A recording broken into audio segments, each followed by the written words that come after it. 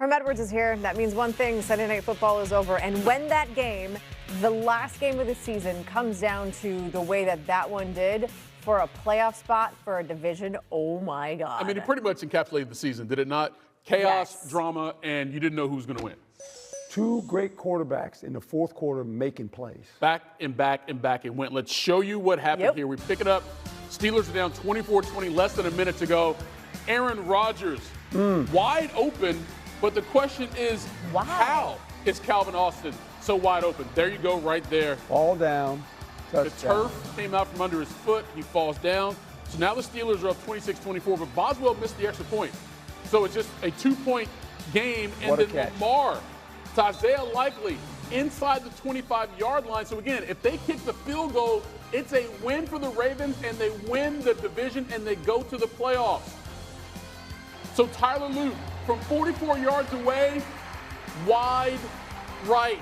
Can we give that man? Can we give that man credit? In this studio, Herm Edward said he's going to miss it, and I'm like, no way. He's like, he's going to miss it, or it's going to get blocked. It is hard to kick in Pittsburgh. You've seen it before. How did that happen? Historically, for some odd reason, and it happened to us when I was with the Jets, and we had two opportunities to win, to go to the AFC Championship game, to play the New England Patriots. We lined up about the same distance, missed one. They got the ball. We got it back again to go for another one. We missed it again. So in a game like that, you've got those two elite quarterbacks, one of them obviously at the end of their career, and then Lamar Jackson with the injury.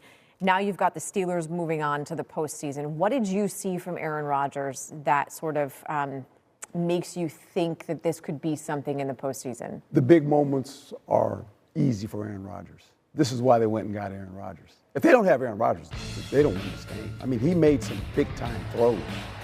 And so did Lamar Jackson. I mean, you're talking about two Pro Bowl, two of the best quarterbacks in the league, but Aaron Rodgers showed why they picked up Aaron Rodgers. There's no doubt about this. If the Pittsburgh Steelers don't have Aaron Rodgers, they're not in this position. He made some spectacular throws tonight.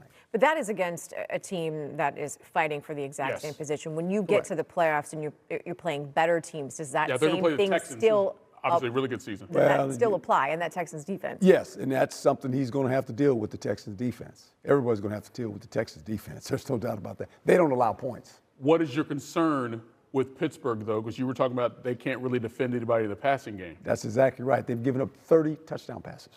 30. Pittsburgh Steelers. This is not the Pittsburgh Steelers that we grew up watching. No, it is not.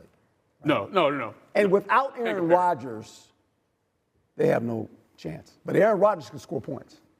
Real quickly, Ravens. Yeah, what happens? What needs to happen there? Ooh, we're going to see. I mean, we talking. I mean, what do you think happens? I think Lamar stays in Baltimore. I don't think he's going anywhere. Coaching? John Harbaugh? Yeah, I think he'll probably stay there as well. Okay. So they just run it back and see if they can do it better next year. They got to fix it. Hope for non-injuries. Yes, and it had a lot to do with it. Let's be for real. Exactly. They got to fix the defense. This is not the Baltimore Ravens defense. Okay. All right, we're done. Scott Van Pelt is up done. next. Then we're coming back to wrap up the night. How about that for a Week 18 finale? Everything I expected. It was so tough. I knew they were going to make it difficult, but shit, I don't think I saw more than 3 singles on a real drop back the whole game, and I just knew that if I did, I had to make that moment count, and the feeling couldn't be better. Did you ever? I know how confident you were. Did you ever start to wonder about it? And there was only 5 minutes and 4 seconds left. I think I said it earlier, but I had a dream that I didn't get it. So I was like, well, shit, like we gotta deny fate, whatever it is. We gotta make it happen.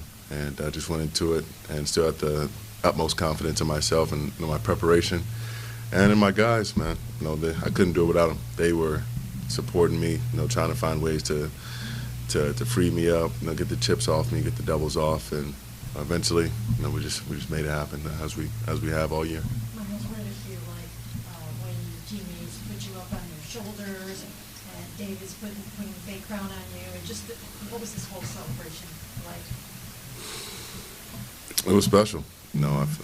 I've given everything to them. They give my very best every day, and I'm so grateful and so glad to have them as teammates. It's like I said, it's a privilege to be with these guys, to go to work with these guys, to bleed, to sweat, and to cry with these guys. And it's happening a lot right now. And man, I couldn't imagine doing it with a better group of men. Going in, always, coming in with a great attitude, working hard, and coming with a smile on their faces. And they never too high, never too low. And I'm so proud of this group. Miles, in the second half, what was the level of adrenaline and exhaustion that mixed there for you? I wasn't even thinking about it. Honestly, anytime I thought about thinking, I was tired, or the fatigue setting in, I thought about that dream. I picked my ass up. It was time to go. Miles, I don't think we saw you do the deal until the first drive of the second half. Like, I was at the point where you're an off-ball linebacker, you're a tackle. Just what was maybe the conversations like? I know Jim was probably skewing up some stuff for you to try to put you through. Yeah, I felt like Mike out there. He started, moving around everywhere, and they were just scheming it up, trying to get the chips and the doubles off me. I know he said he wasn't gonna, do anything crazy to deny me the sack, but hell, they schemed it up to the point where it was starting to feel like that. But I mean, he went out there, tried to win the game, and we made the plays that we needed to. But credit to Schwartz, he was doing everything he could to get not only myself free, but all of us free. And then Grant came in with the sack a little bit earlier, and then we just kept on getting pressure, and those batted balls came in, clutch at the beginning of the game. Sanders going downfield and making sure that you got, and Andre too, Shador and Andre, making sure that you got one of the things that you wanted with this sack, which was a victory. How great is that for them to do that? I mean, once we got in field goal range, I knew he was going to seal it. This is the moment that he's been waiting for. Do it against a team that, unfortunately came up a little bit short with at the beginning of the year. I know he's been waiting at the second crack at this, and God willing, he went out there and put it right down the middle. So I was excited. I love winning, so it doesn't matter, whether it's beginning of the season, end of the season, last game of the season. No, I'm just proud of him and glad to have him win. You talked so much about just some of your small conversations with Joe over the years when you sacked him. Did he say anything to you in the moment? And then I'm sure you guys had an exchange after the game. What did he say to that? So I couldn't talk to him after, because my teammates were grabbing me up. So I was trying to get to him after the game, and then there were different outlets and parents were coming down, so there was a lot of people pulling me in different directions. But got a lot of love for Joe. He's a hell of a guy, hell of a player, and I hope to catch up with him this off season. He sent me a text, and I'll keep what he said between him and I. But no, he's exceptional all around. So what are you seeing on the sack, Miles? Are you thinking I'm getting single coverage here? And then I saw a stat like your get off was crazy, like 0.23 seconds or something. And you used the dip move. Like, did it just feel like the perfect Myles Garrett sack?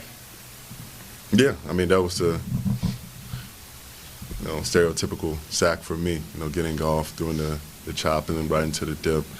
And I was watching the clock. I knew that the next time, he gave a count, it was going to be, they were going. So I was just watching the ball as quick as I could, and they had a couple other tails that, gave me the snap count. So as soon as I saw that and it aligned, and probably the best get off I've ever had. I'm trying to get that sack, and the rest is history. How did you feel in the dream when you didn't get it? Despair.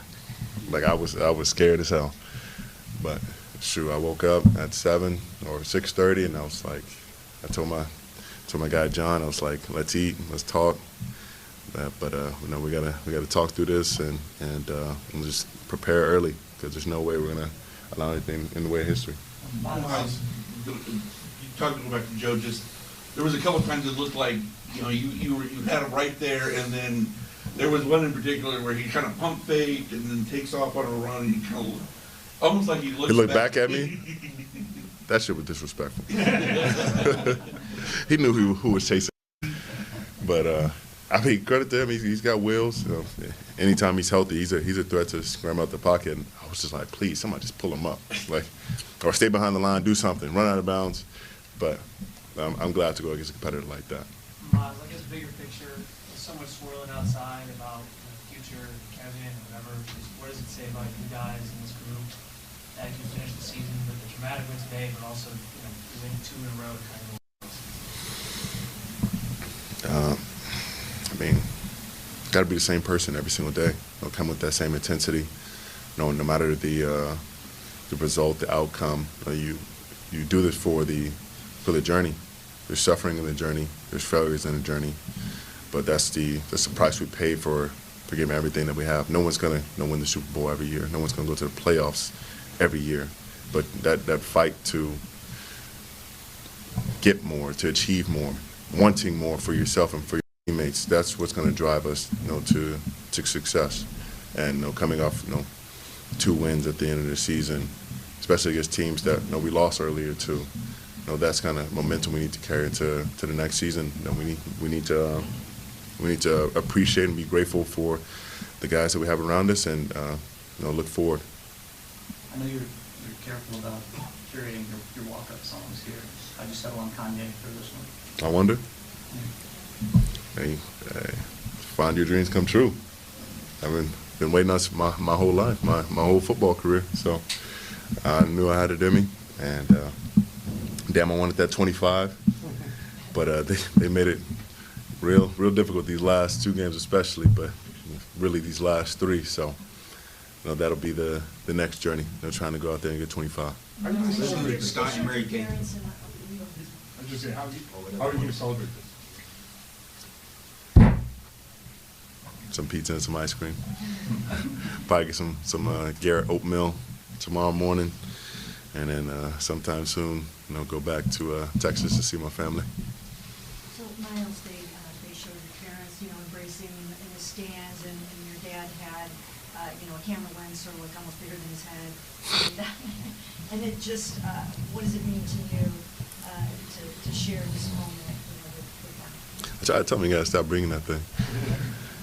But it means a lot that they could be here.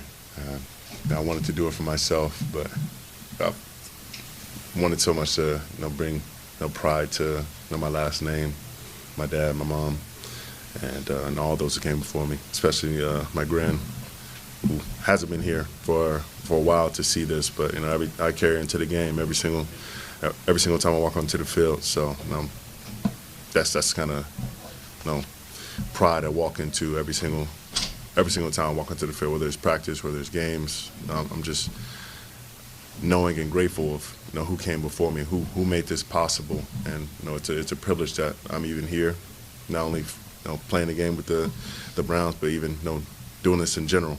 This could have been a whole different interview, me playing with the Cavs. If things were a little bit different, but I'm grateful that they helped keep me on the straight and narrow, keep me on the right path, and